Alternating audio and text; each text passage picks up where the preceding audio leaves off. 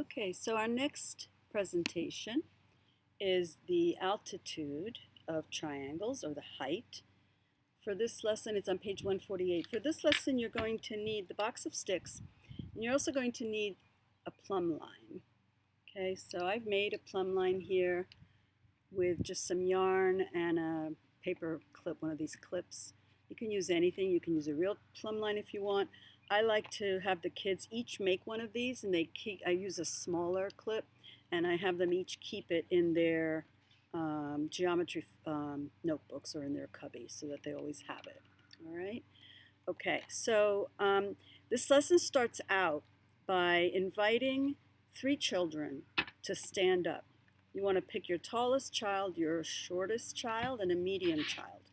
Have them stand up and talk about how, let's look at the height of these 3 children. Some children are tall, some children are shorter, some children are in the middle.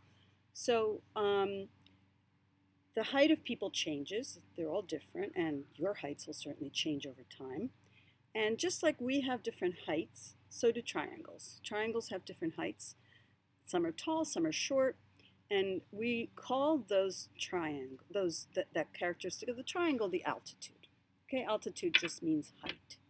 Okay, so I have made an acute triangle out of my sticks, and I'm going to measure the altitude.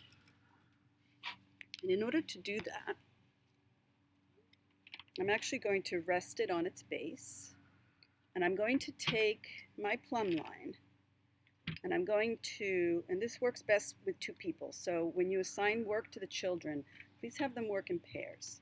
I'm going to take my plumb line and put it at the vertex, the top vertex, and measure the height. So a plumb line is actually designed, once it stops moving, to point directly towards the center of the earth. So we know that the line that it forms, this line here, is actually pointing to the center of the earth, and it's actually perpendicular to the table. And who remembers what perpendicular means? That's right, it means that it's at right angles to the table, 90 degrees, so we'll have to use our measuring angle at some point. But you can see that the altitude of this triangle is the distance from here to the base. Okay, and it is a line that is perpendicular to the base.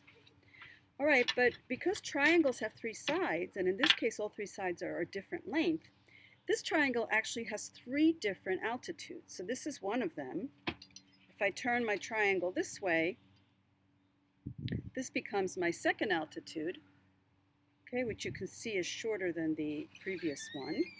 And I have yet a third altitude that I can measure, and I think this will be the tallest of the 3.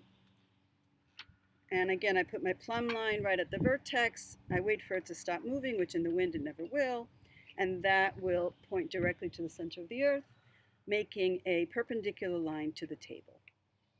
Okay? And then you would, of course, lay out the nomenclature cards for the altitude and go through the 3-period lesson. Thank you.